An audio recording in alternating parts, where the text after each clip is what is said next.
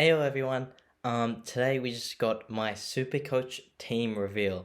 So obviously it's just about the biggest week in SuperCoach YouTube, so kind of goosebumps and stuff, but we'll get into it. So starting off D1, we got Jack Crisp. So obviously we'll talk about not going Jake Lloyd D1.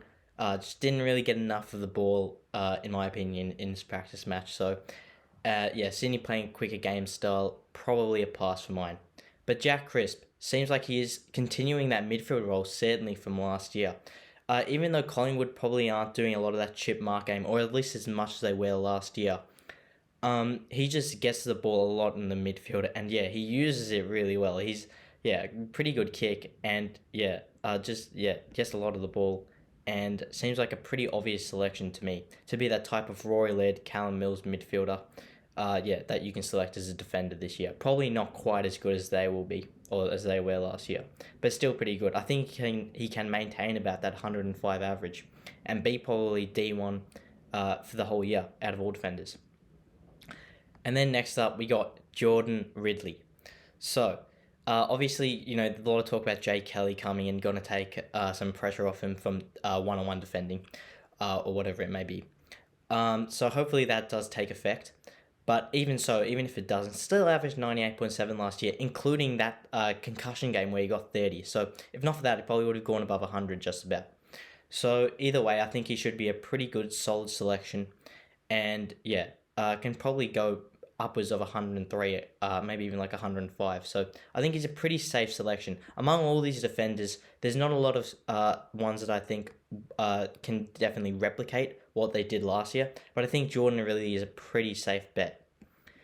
Next up, we got Jaden Short. So this is actually a pick that I wasn't too fancy on during the whole preseason.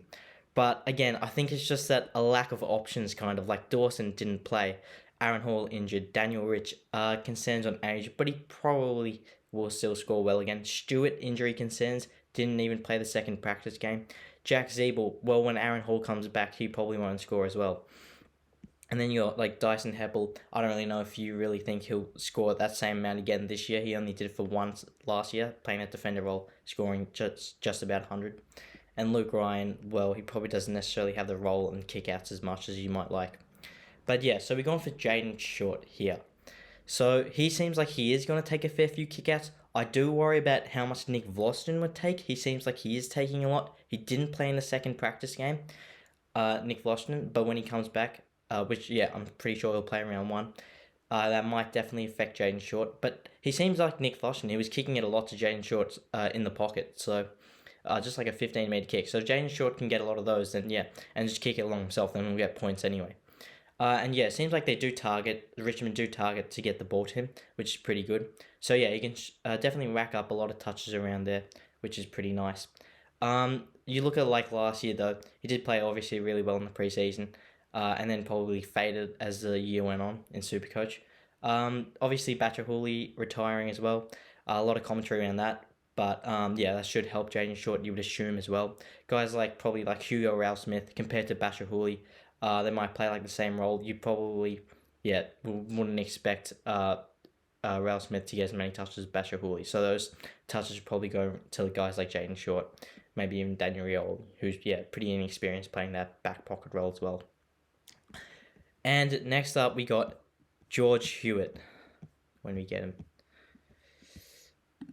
So obviously he's playing that midfield role, inside midfield at Carlton. Don't need to really talk too much about this pick. I think everyone pretty much knows it by now. Inside midfield, contested, should be pretty much a mainstay. You worry when Sam Walsh comes back how much it'll affect him and his midfield time.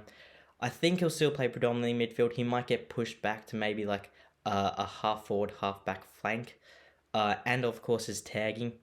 Carlton might try to use him as a tagger, I reckon, given that you've already got those accumulators in Cripps and Chera in there, and even Kennedy, and of course Walsh when he comes back, so they don't necessarily need him to be really offensive. They need more defense in that midfield, so you worry about that. But I guess you got to take the good with the bad here.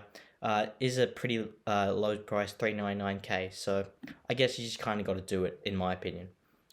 And then we got going down to rookies, Mitch Hinge. So hasn't trained last week. Seems like he'll play around one. Played well in the preseason when just on the ground and stuff. So it seems like he'll score well if he plays, probably around 60 to 65. So I think a pretty good selection here.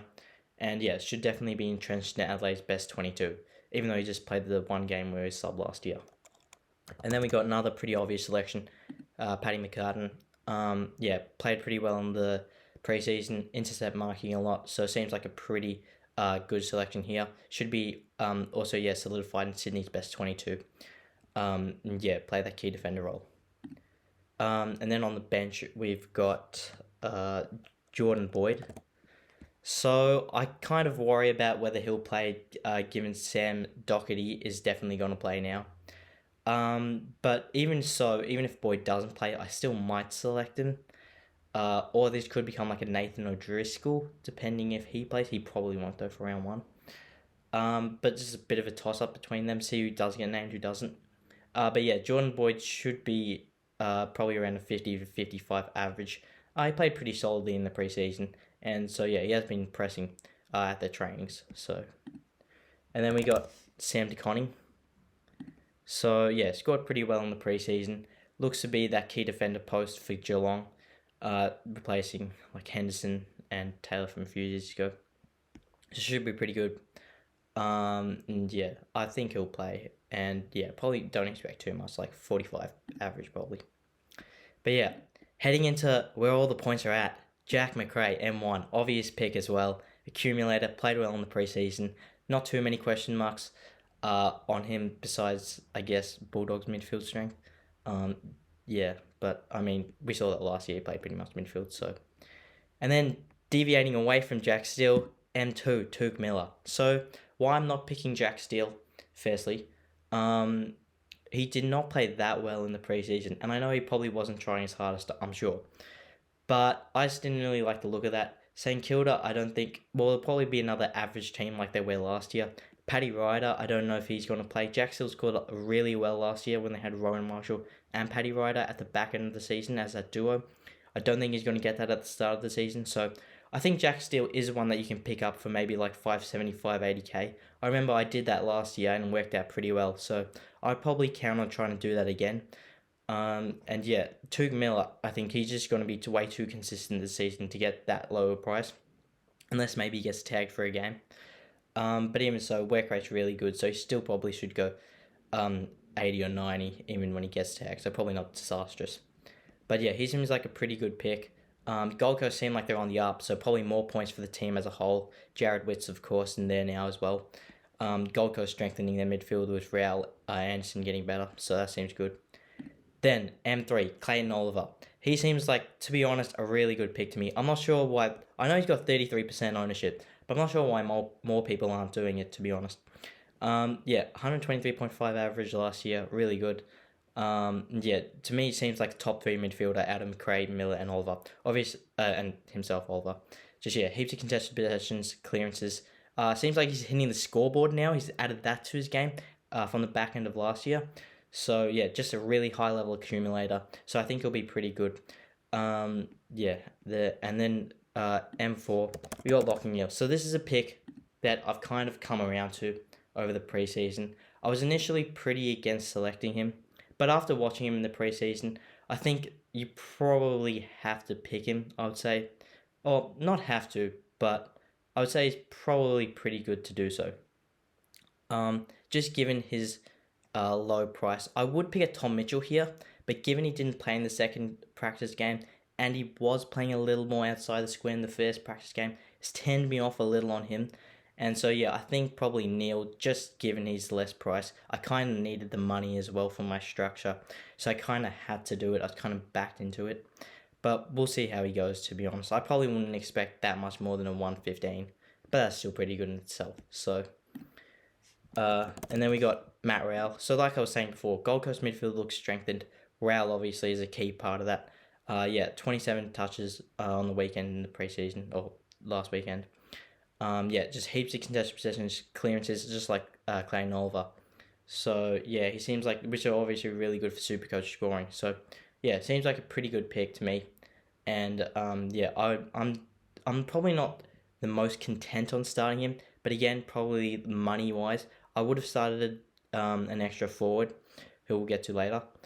But that, just money didn't really work out. So I kind of had about 200k extra to go with. So I kind of just went and got Raul. But he should be pretty good regardless. And then we're going down to the rookies. Horn Francis just seems pretty good in the preseason. Pretty stock standard. Obviously 70% ownership, so not too much to say here. But yeah, another one, Nick Dacos, 78%. So yeah, again, not too much to say. Obviously played really well in the preseason, and same with Josh Ward, 54%. So yeah, played pretty well in the preseason, and pretty obvious selection as well. Then we got on the bench, Dylan Stevens, 24% ownership, so it's alright, but he should be. I think he's got that wing spot in Sydney's midfield pretty locked down, and also a bit of inside midfield time. He should be just about an every week regular in their team right now, and should probably average, I would say, anywhere between 60 to 70, which is pretty good. And then on the bench we've got Saligo from Adelaide. So he seems like he's playing maybe that half back role, not like accumulator role, but more like defensive lockdown role. So Adelaide do have a few people to get back, like Wayne Miller, and Paul Seedsman, I think, didn't play. So they'll come back in the team. Not sure if Saligo holds a spot. Again, if he doesn't, I'll probably look at some other rookies, or I may even just start him if he's not named round one. But I guess we'll see how it comes and goes. And then another Hawthorn rookie, Connor McDonald. Wouldn't expect too much from him to scoring wise. I think he will play round one, but I think just lack of rookies on the field, so I think he kind of just backed into starting him. And then we going into the rucks, Max Gawn. So 52% ownership is the highest of any ruckman, so I think a lot of people know it's just at this point, it's a pretty obvious selection. You kind of got to start him. Sean Darcy didn't really cut it in the preseason, to be honest. Too much injury concerns. Scoring probably wasn't high enough, even though it was just below 100. He was going up against Nick Natanui, but still.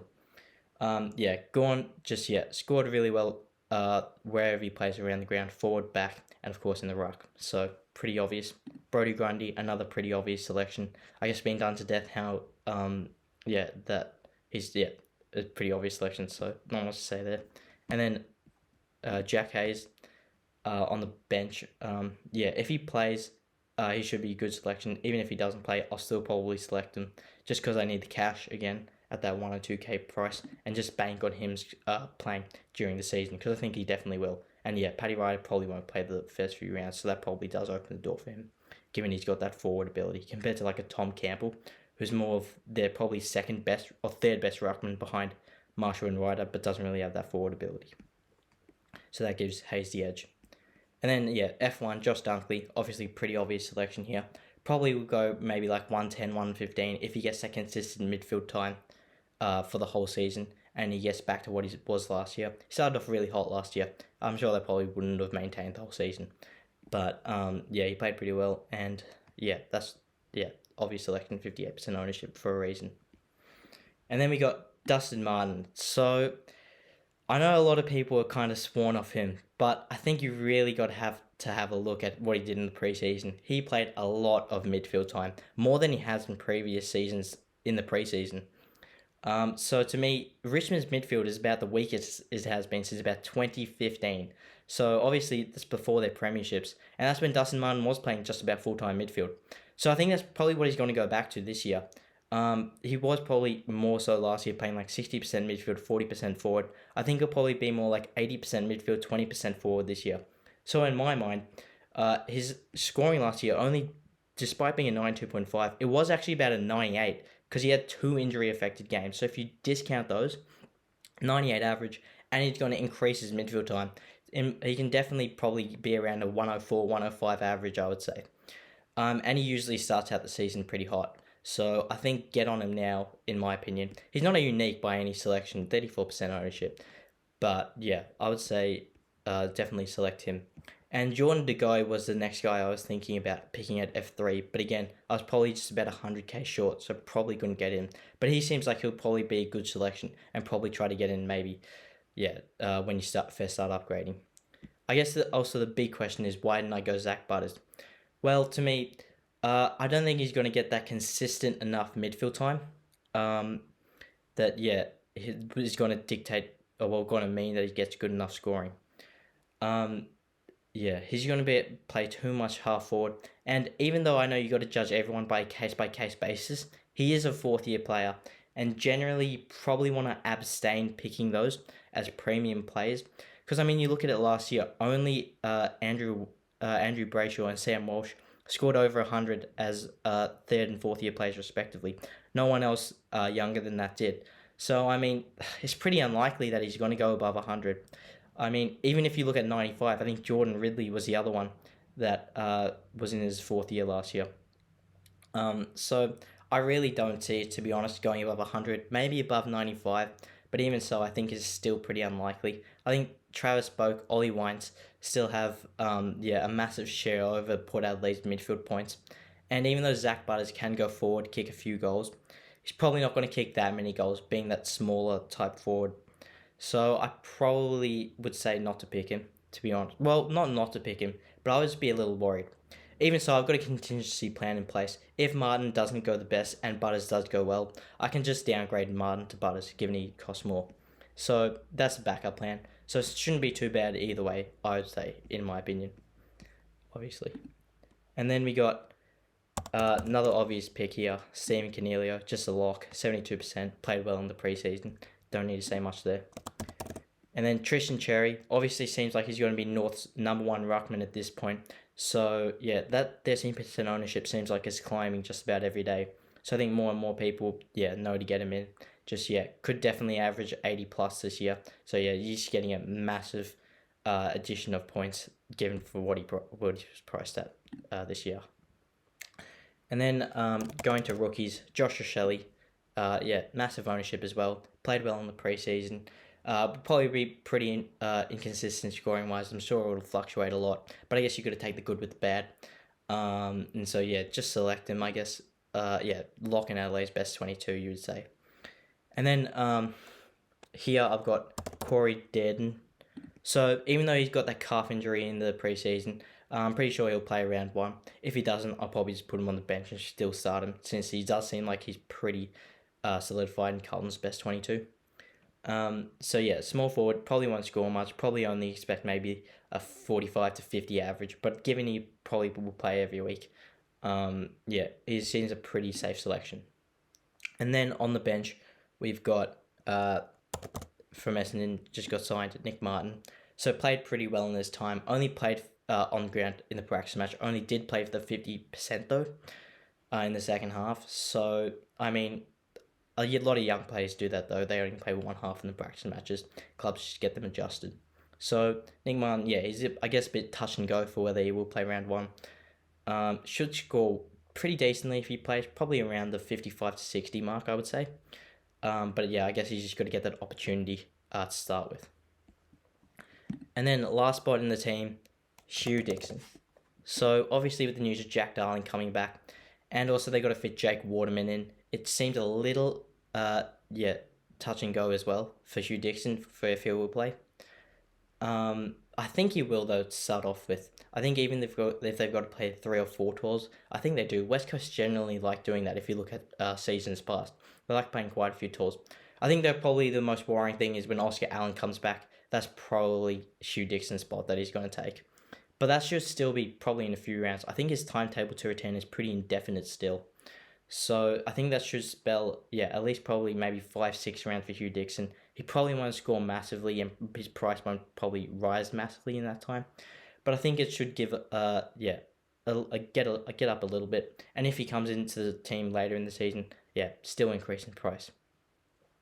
But anyway, that's basically the team. I guess just save it up. But recording this on the Tuesday, before it all starts off on the Wednesday. So hope you guys enjoyed the video though, and thanks for watching.